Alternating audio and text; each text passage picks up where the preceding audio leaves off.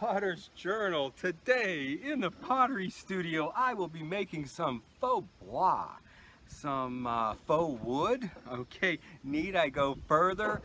Fake wood planters. The product is terracotta clay. It's extruded sewer pipe. Okay, I'm so glad to be back in the studio after months.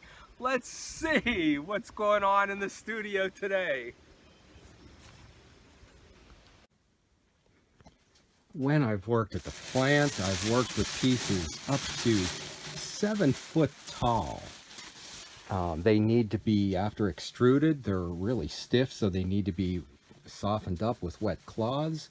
My kiln, though, and most home kilns are only about 26 inches tall, and that's what these pieces are here today. And this is very exciting for me. It's been a while since I've done this. This is the blank canvas. This is the blank canvas. What will we do with it? The tools I use are relatively simple. Something for scoring. It has to be bigger than a fork, sponge, a rib, occasionally a sculpture tool, a brush, fettling knife, a ruler. There may be more, I don't remember. We'll see. And as always, I start with a plan. And we've got the faux bois stumps, the faux bois, possibly in a future video, frog house, bird feeders, a log, and maybe we'll even move on to some sculpture. Now, if you can't get pipe like this, okay, you can do something smaller that's been hand extruded, or even throw it on the wheel. And you know, small can be just as nice, as we see this commercial piece of faux bois with the two little birds at the foot of these big pipes.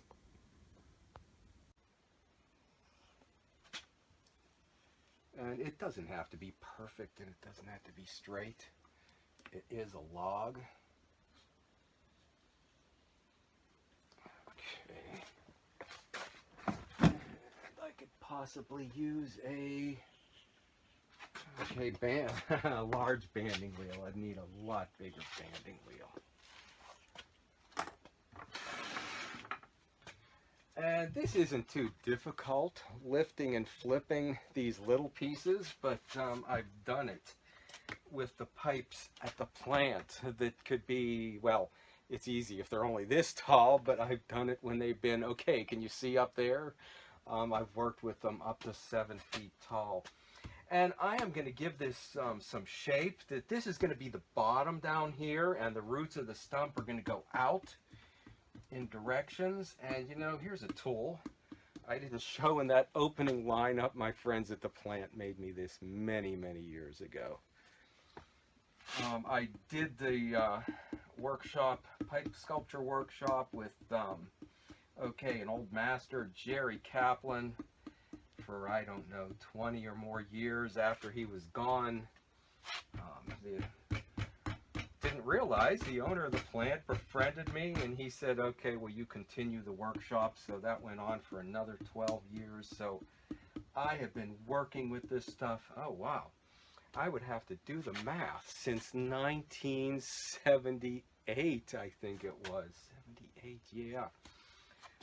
When after, let's see, getting out of school, or no, after working in a production shop where I could make up to, I think when I started I was making 30 pots in a day, 10-hour day. When I left it was up to 130, I think was the record. It was more like bolting doors on the side of the car, so I turned to sculpture. And despite the fact that I got a greenhouse and a nursery, sometimes too, this is getting a bit thin and I want the connection to be a little bit thick. Just pound it like that with a large board. It took me a long time to realize that you could make garden pottery out of this stuff. Something that, okay, if you have a nursery, a greenhouse, you could maybe actually sell. The bottoms here are from reclaimed pipe clay. And I go around, okay, like making a pie crust. You don't want the edges to crack. I roll these through thick, and then I adjust the slab roller to roll thinner, and each time go over the edges. I just about killed myself on the reclaimed clay. I am used to using clay right out of the bag, so a couple wedges, and you're not getting the air out, it's already out. A couple of wedges and it's ready to go. But this was a ton of clay. None of this actually you're seeing in real time. We'll get the slip. So that was a score and a slip. Do you score with a needle or a fork? Okay, this drywall tool is just the thing for working at a larger scale, or any kind of slab work, really. When I put these together, I bevel. Okay, as I score this, I am beveling the inside in and the outside out, so that when I put these together, there's no air trapped in there. Yeah, relatively simple idea. And then the slip, I actually take my time at this. I let you know, it settle into the slabs that we did. I let it settle into this, so that and you know, try to make sure that we've got even consistency, that the bottom isn't more dried out than the top. I've done big runs of these in the past. There's just 4 here today. This is moving along. Okay. Each one of these should be a little bit different. Yeah, I think what I was saying is, one time I did them, and yeah, the sides were relatively straight up and down. I thought, well, I'll put them like priced like Mexican pottery, import pottery from anywhere, and it didn't help sell them, so I might as well give them a bit more character, which we'll be getting into here at the end. Okay, make sure they're attached. That also makes them shorter, which we don't want to do. I've done them a little bit taller, a little bit shorter, and then I will go around the bottom. I don't know, and push out, and just, you know, keep playing with these. Make sure push it in.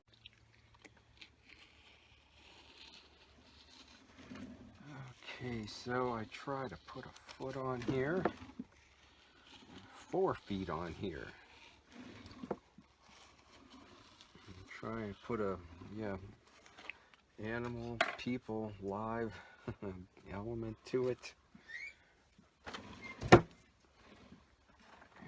then, okay, push that up in there.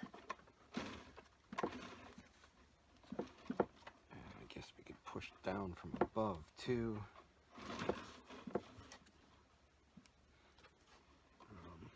Okay, I don't want to catch any air under there.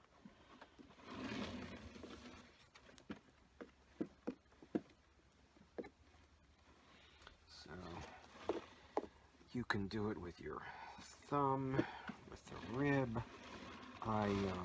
If I'm doing a series, I start at one end and go down the line, and then come back and rework them in the opposite order. Each one is an individual, but that gives each series a you know, similar character. They're part of the same group.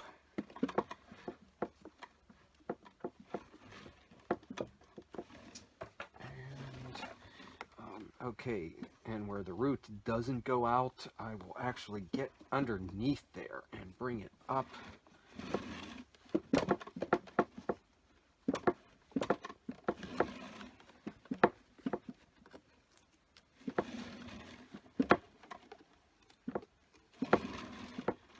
And I will even come back with the scored.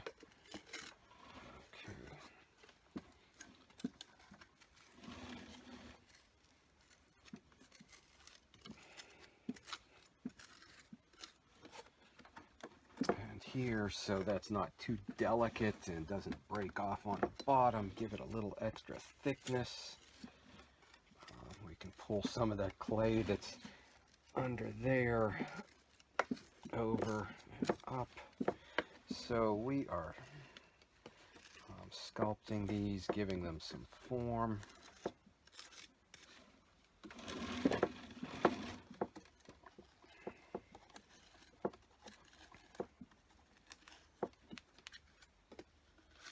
And this is quite a project. We're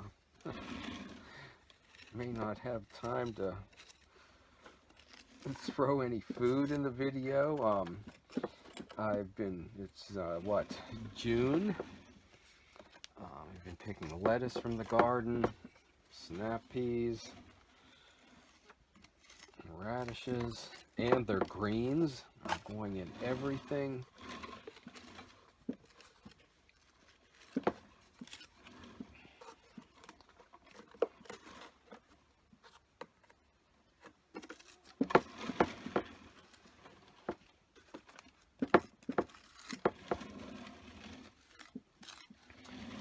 And I will work this and play with it again and again. Actually, I think we are ready to come back in here, and let me move this way so maybe you can see what's happening. Okay, getting underneath there.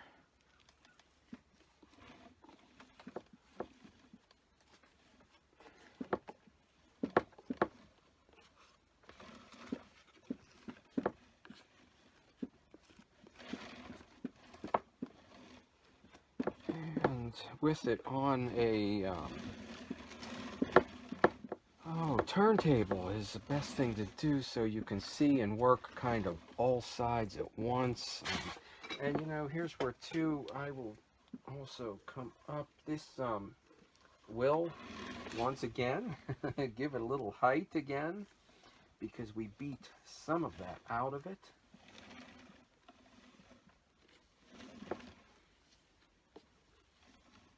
And I am actually doing a lot more of this than you're seeing.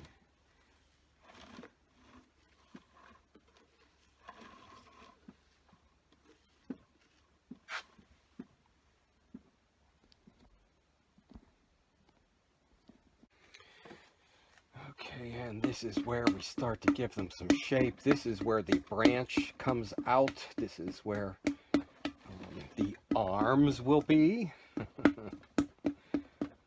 And you know, this clay pipe is extruded under high pressure, so this can really be stretched a lot more than something that, okay, in the back, I will bring out the back some. This can be stretched a lot more than a slab that you would hand throw or make on a slab roller. But there's other techniques you can use to get around that. I'm bringing the back out some, and this stumps are wider up here than they are at the bottom. It's not the way it's supposed to be in the real world, but okay, these are not real stumps. It's fake wood. Okay, and we will give this a score where the knots are going on. And we will give that a slip. The knots, you know what, I've already got them made here and all lined up, but real quick, let's see, how do we do that? You know, this is going to have to be part of a series, and we will show that in another part, because Ron Ball slipped on the back. The stumps are really a lot about the shape and the form. When I do the log planters, they're pretty much a straight pipe and not shaped and formed. So I will show in detail how to do the arms and the knots.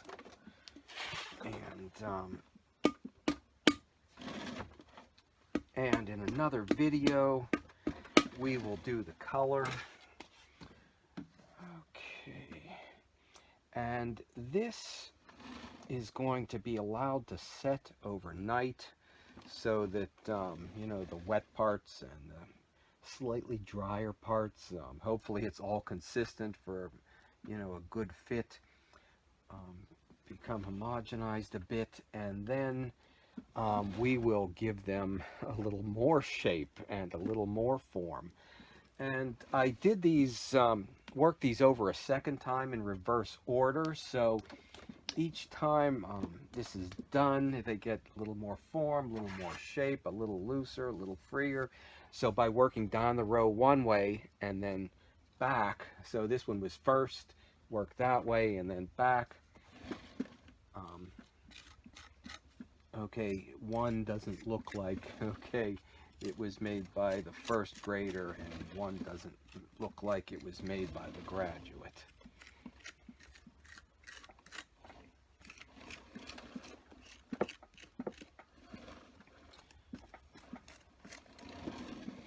And here the thing is, okay, the two arms are reaching out to say welcome. Okay, they are the hug arms that everybody was so desperate for last year. They are saying, okay, here it is. If you're looking to market this, they are saying, buy me, buy me. Okay, we've got the subliminal messages hidden in there. And, you know, this might be about the point where I do just leave these go now till tomorrow. And then we can bring this out even more and finish them up. It is the cool light of the next day. I'll say welcome back with my new friends here and their outstretched arms. I'm going to have to say, you know, that is it with this for now. You will have to stop back in another video. We will put the texture on, the knots, but we achieved what we wanted to. This old one so straight up and down. The new ones with some form and shape.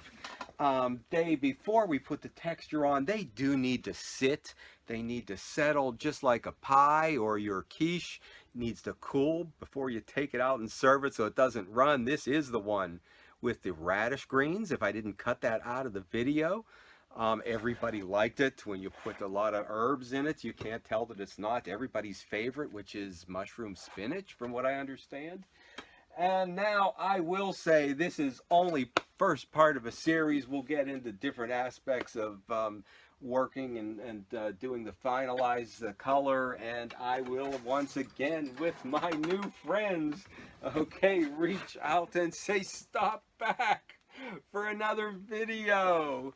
You won't find this anywhere else on YouTube. Checking the garden. Sorry, baby bluebird eggs, you got cut from the video. Maybe next time.